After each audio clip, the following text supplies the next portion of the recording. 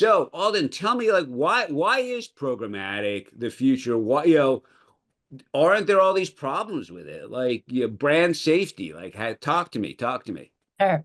So first, I'm going to go on record and just say that I would argue that my views are probably not quite so binary as a debate format would suggest. But since we're here, we built the entire Philo ads business on programmatic.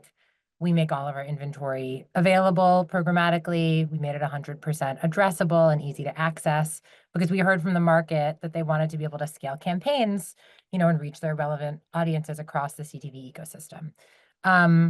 Rather than starting by talking about all of the benefits of programmatic, I actually kind of want to talk about the premise of this debate, which I think presents sort of like a fundamental misunderstanding of what programmatic means.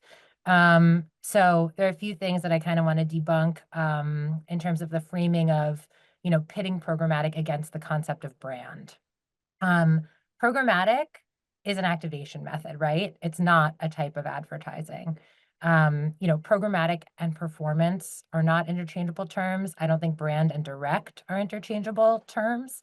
You can execute both types of buys programmatically, and the setup will be determined by the campaign goals, and you're going to choose measurement vendors that align with your campaign goals, and maybe that's brand surveys or like A/B geo testing with brand awareness, and maybe that's lower funnel, different types of measurement for those types of KPIs. Even funneling PG campaigns through programmatic platforms has the benefit of holistic campaign management and measurement. So that's the first thing. Can you explain? For some people may not know what is PG campaigns. I just assume But it doesn't programmatic stand. guaranteed. Okay, yeah. So it's basically like taking a direct IO and moving that into a programmatic environment is a very high level way of sort of describing that. Um, the second point I would make is that programmatic is not automatic, right? So, just because you're executing a campaign programmatically, it does not mean that you are hands off. Uh, it's still a ton of relationships that are driving the business. Most CV is transacting via deals, right? Not the open exchange. So it doesn't have to be the Wild West. You can set up one-to-one PMPs with the publishers you want to be working with, publishers who have, authenticated audiences, leverage tools like ads.text to, make sure that you're buying along approved paths. From a brand safety perspective, really understand where your dollars are going.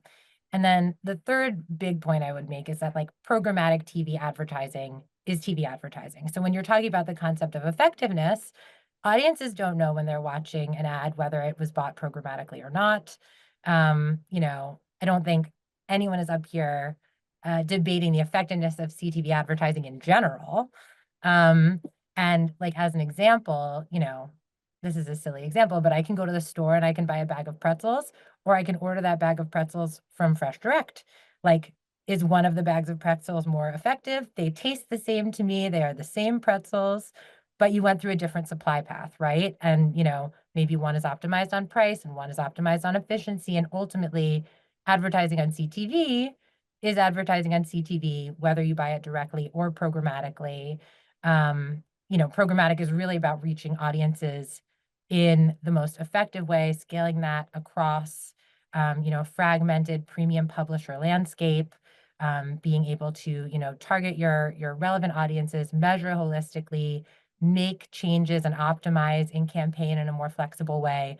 So broadly, I think that, we have seen the market sort of shifting towards programmatic. We are going to continue to see that shift, as buyers are seeking that greater ease of scaling and the transparency and the optimization and the flexibility. I mean, from a transparency perspective, I'm just curious how you combat. I mean, when you blind and bundle content and an advertiser not knowing exactly what they're aligning with, I understand that there are measures that you take for brand safety, but can you just elaborate a little bit on how you can become more accountable to that brand safety and to identifying where an advertiser's ad is running and what they're aligning against?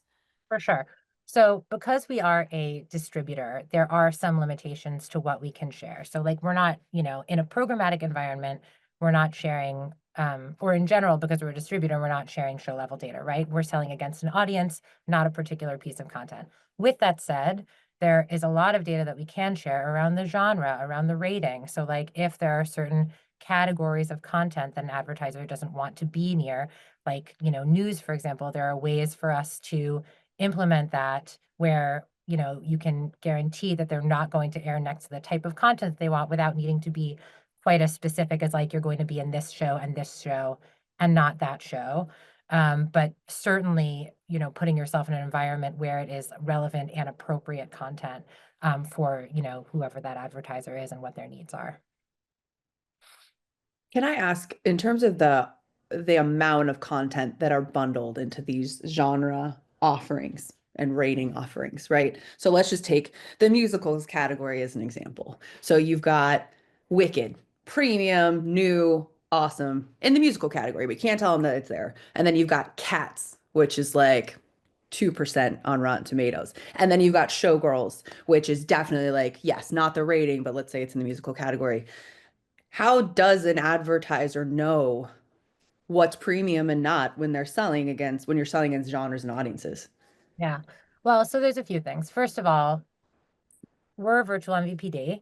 So the content is all content that advertisers are familiar with and probably buying in a linear way, right? It's Warner Brothers Discovery, it's Paramount, it's A&E, it's AMC, it's Hallmark.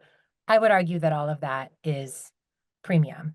The other thing that I would say is premium is really about like what the audience wants to be watching, right? Like maybe it got 2% on Rotten Tomatoes, but if someone wants to watch Cats and they're engaged in that content and you can serve them an ad in that environment and there's not a brand safety concern, like, is there a concern then that it didn't get, 2 thumbs up or like the best Rotten Tomatoes score? So I think, premium is about like hitting people in the moment where they're watching the content that they want to be watching and are receptive to your message.